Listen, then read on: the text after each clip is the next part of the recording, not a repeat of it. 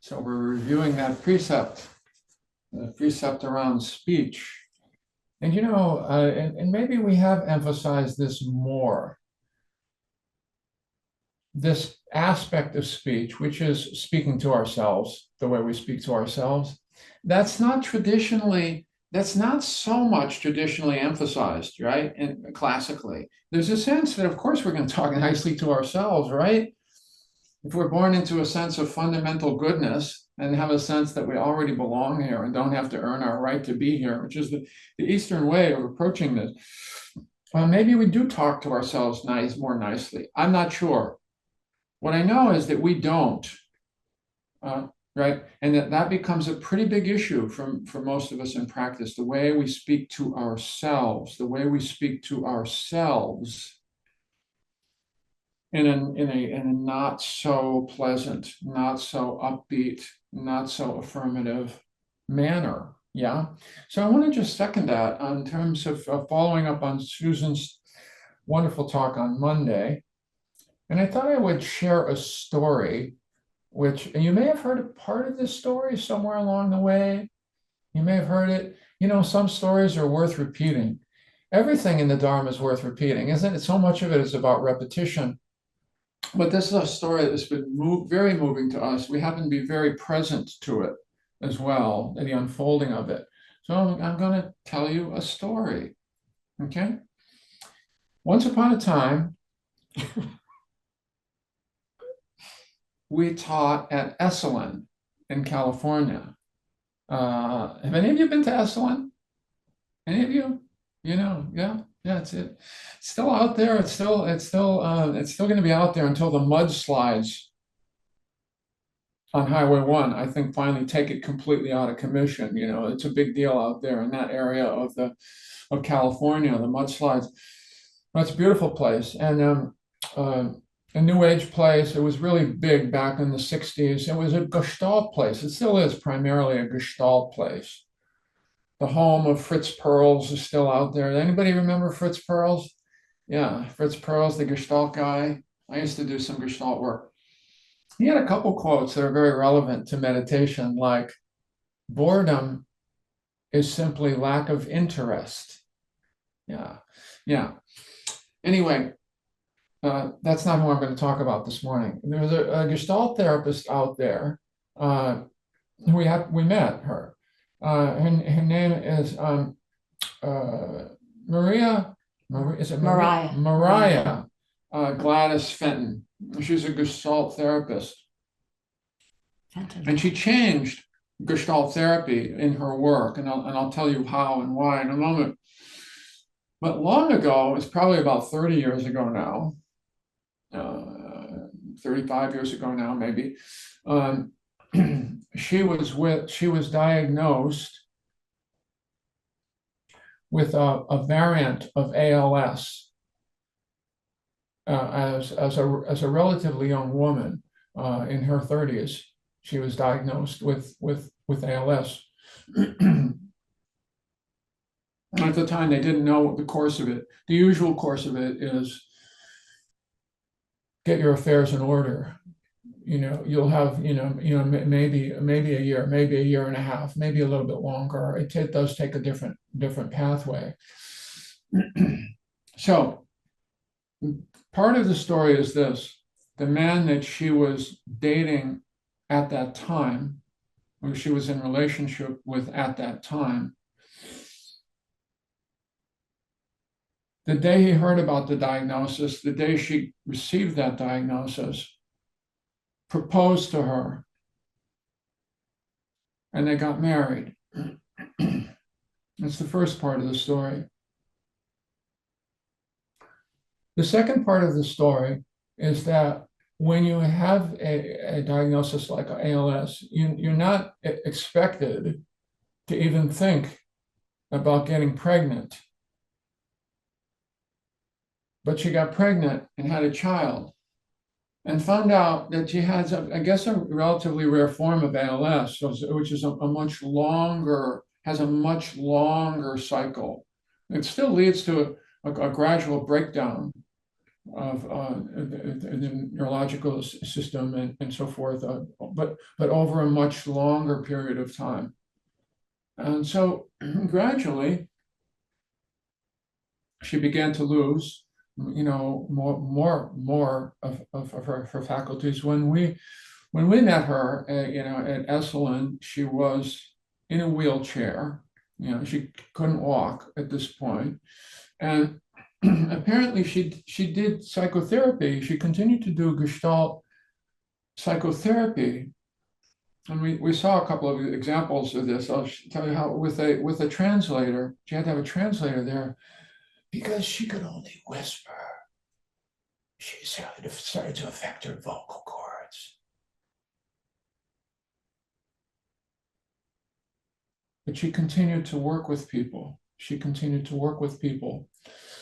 Now, what we saw, one of them, we would teach out there for a month at a time. What we saw is they had a big tent down there, and they have these surprise events there at Esalen. It's really like a place like no other. Every kind of global new age and work, growth-oriented path is supported out there, not just meditation, not primarily meditation. You meet a lot of really interesting and globally interested people. But there was a big event in the big tent down there. Come down to the big event in the big tent. And this is what we saw. We saw that her son, who was now in his 20s, the son who she had a year after she was diagnosed with ALS, is now in his 20s, was a videographer, and he'd done a documentary about his mother, which he was about to show for the first time to all of us, but also to his mother, who was there in the audience with her partner. So the three of them were there, the son, the mother, and the partner, showing this documentary which he had made about his mother and about her work, her life and her work, to all of us. And to this day, it was, I want to say that the most, powerful, moving presentation that had been party to, that I'd been present to. Just seeing the documentary would be moving, right? Anywhere. Just seeing the documentary would be moving. And then we were there at the time with those people. She died a couple of years ago, by the way. This was, I don't know, 6 or 7 years ago. Yeah.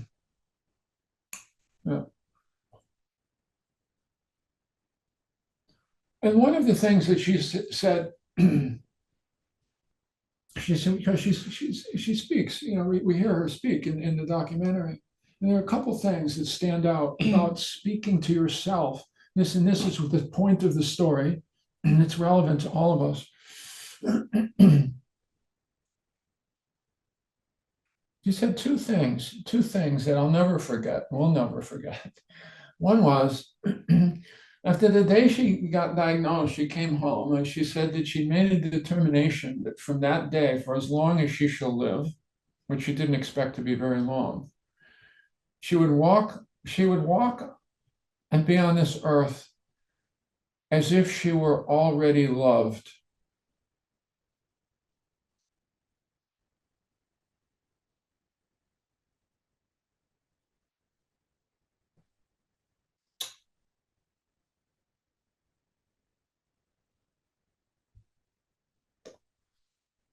And the second thing she said, and apparently she would say this to some of her clients as well,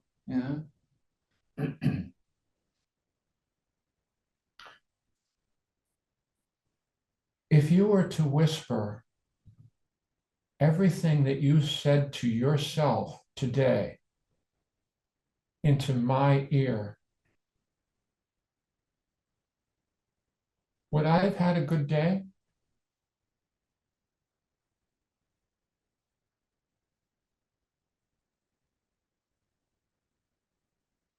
In other words, she was so aware of how we all speak to ourselves. And isn't that one of the most important things for us to be attending to in our day-to-day practice? Yeah, not just sitting on the cushion practice, but the way we speak to ourselves. And of course, that's what Susan was highlighting so beautifully on Monday. That needs to be, of all of the moments, there's all this, we give you offer a lot of serving suggestions about this and that, but of all of the moments to pay attention to in daily life, one of the important ones is to begin to notice when we are not speaking kindly to ourselves. Because as Susan will remind us, if you don't notice it, you can't change it. If you don't notice it and you're doing that, you are reinforcing it again, again, again, as we've been doing for our whole lives. There it is again. I'm saying it. If I'm not aware of it, I'm believing it in that moment. There I am. I'm an asshole again.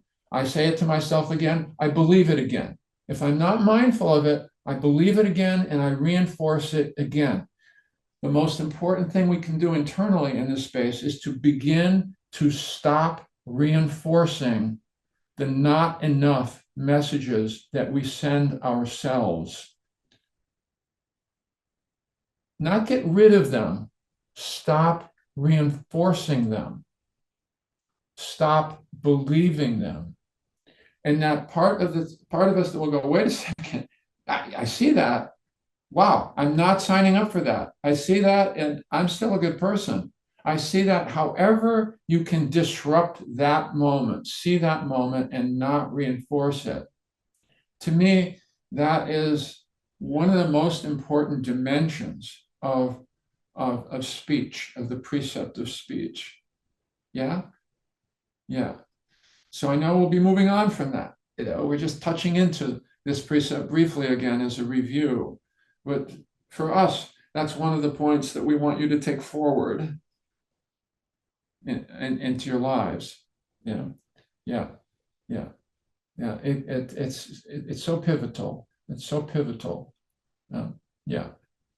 So please, let's all do that together. Let's stop reinforcing the not good enough messages that we send ourselves. Okay? Yeah, yeah. All beings will benefit if we do that, and certainly we will. Yeah. Okay. So thank you for your kind attention. Uh, let's open up.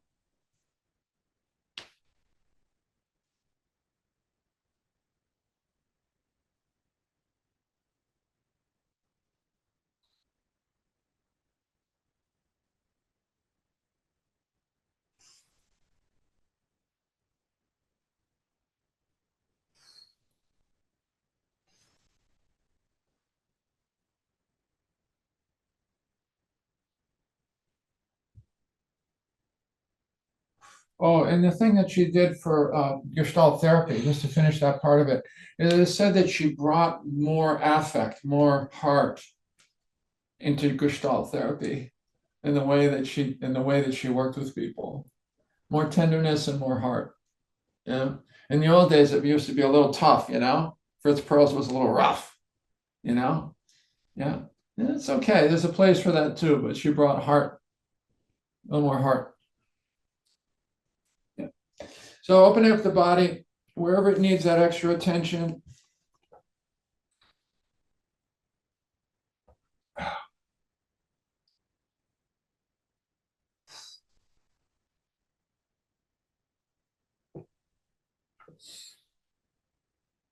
And you're ready, beginning to slow down.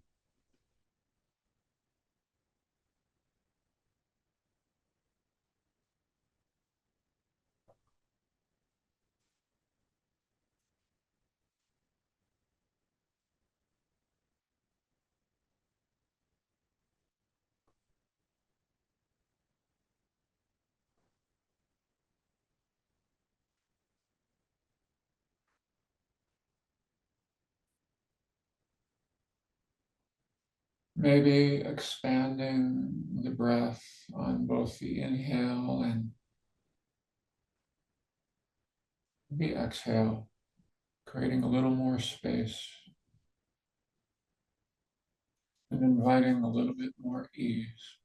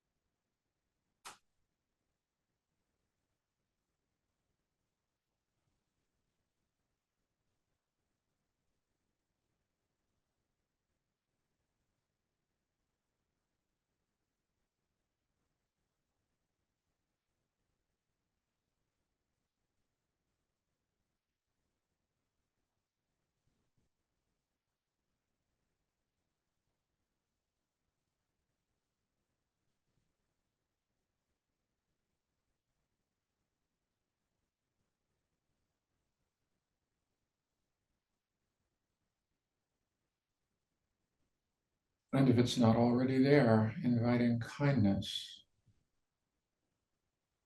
kindness, and care.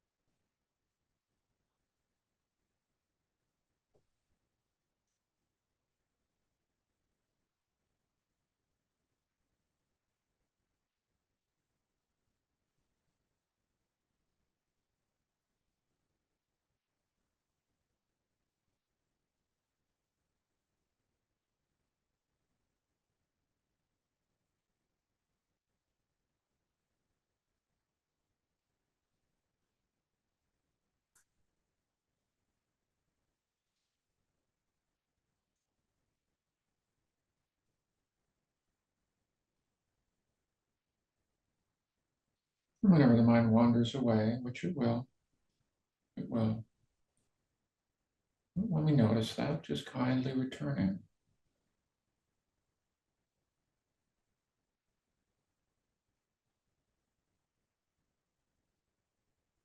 Every moment of wandering can be followed by a moment of returning with care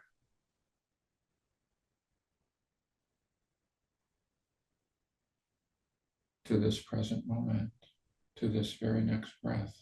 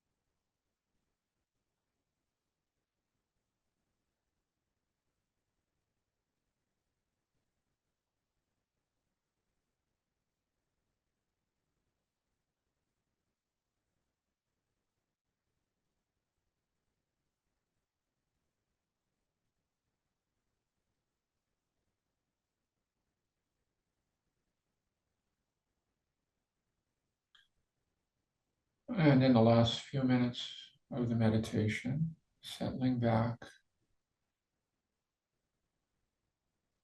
and welcoming